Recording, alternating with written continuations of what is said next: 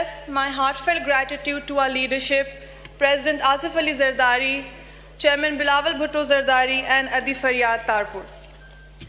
Speaker صاحب, میرا تعلق بلوچستان سے ہے. انتہائی زرخیز اور رقبے کے لحاظ سے پاکستان کا سب سے بڑا صوبہ تو ہے, لیکن مجھے یہ کہتے ہوئے صد افسوس ہوتا ہے کہ Balochistan is and was the most neglected province of Pakistan.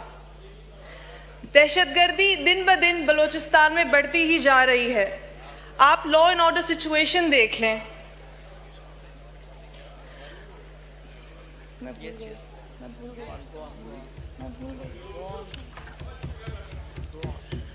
A peaceful and prosperous Balochistan تو بہت دور کی بات ہے. ہمیں اپنے صوبے میں اسٹیبلٹی بھی کہیں دور دور تک نظر نہیں آتی. اسپیکر صاحب, 1947 سے لے کے اب تک بلوچستان کی ماؤں نے, بہنوں نے, بیٹیوں نے اپنے کندھوں پہ صرف جوانوں کی لاشیں ہی اٹھائی ہیں. 16 اپریل 2013 میں ایسے ہی ایک دہشت گردی کے واقعے میں میرے بھائی, میرے چاچا اور میرے چاچا کے بیٹے کو شہید کر دیا گیا. ایک ہی گھر سے 3 لاشیں اٹھائی ہیں ہم نے. میں آپ سے یہ پوچھنا چاہتی ہوں کہ ہمارا قصور کیا تھا, ان کا قصور کیا تھا؟ قصور یہی تھا کہ میرے والد نے ایک خوشحال اور بہبودی سے ترقی کرتے ہوئے بلوچستان کا خواب دیکھا تھا, یا قصور یہ تھا کہ انہوں نے دہشت گردی کے خلاف آواز اٹھائی تھی؟ اسپیکر صاحب, میں خود ایک شہید کی بہن ہوں, تو میں ان کا دکھ, ان کی تکلیف بخوب سمجھتی ہوں. آپ ہمیں یہ بتائیں کہ ہمارے دکھ کا خامیازہ کون بھرے گا, ہماری تکلیفیں کون دور کرے گا؟ ہمیں اور کتنی لاشیں اٹھانی پڑیں گی اپنے کندھوں پہ جب تک ہمارے حالات بہتر ہوں؟ اسپیکر صاحب, one of the main reasons for deprivation and backwardness in Balochistan is illiteracy. The root cause lies in the patriarchal and parochial systems of our society. Despite increased allocation of budget for education, Balochistan continues to struggle with an inadequate education and lowest literacy rate, especially female education. Speaker Sahab, alarmingly, the statistics of a survey conducted in 2019 showed that approximately 70% of young girls have dropped out of schools, resulting in a female literacy rate of only 25%. 25% Speaker Sahab, آپ بتائیں کہ how will our nation move forward without the women of our country? اس بات پہ میں قائد اعظم محمد علی جناح صاحب کو کوٹ کرنا چاہوں گی. He once said, "No nation can ever be worthy of its existence that cannot take its women along with the men. No struggle can ever succeed without women participating side by side with the men." Yes. These words resonate deeply with me, for they encapsulate the essence of my agenda as my representative for my people.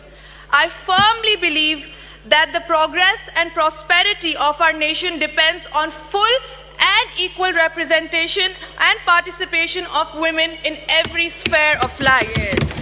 From politics to economics, education to healthcare, women must be given the opportunities to contribute their talents and abilities for the betterment of our society.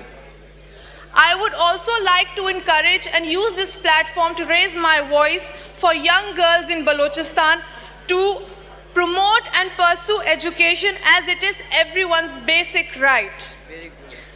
Speaker Sahab, people here sitting and in the country would argue that the social structure, the tribal structure in Balochistan is what is the reason for the lack of education for females.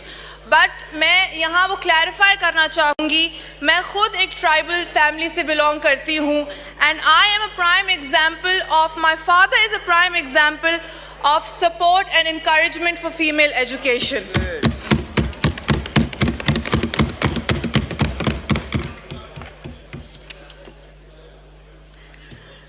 Speaker صاحب, میں اپنے بلوچستان کی ان سب والدین سے مخاطب ہوں جو کہ کہتی ہیں, I would like to speak in my language here, جو کہتی ہے مسنت خوانف پبو مسنگ خراب مریرا، مسنت خوانف پبو معاشرہ اجازت نفق، معاشرہ اجازت نہیں دیتا بیٹیوں کو پڑھانے کی، ان کا دماغ خراب ہو جاتا ہے، بیٹیوں کو پڑھائیں گے تو ان کے پر پرزے لگ جائیں گے۔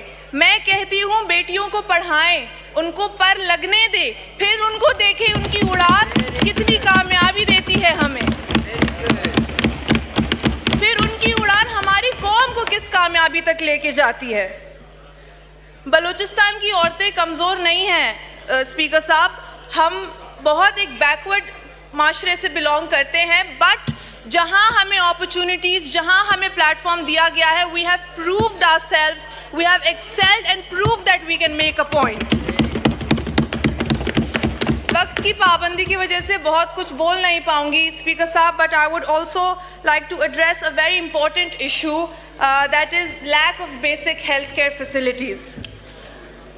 بلوچستان کے دیہاتوں میں تو بیسک ہیلتھ کیئر فیسلٹی کی رسائی کا سوچ ہی نہیں سکتا کوئی۔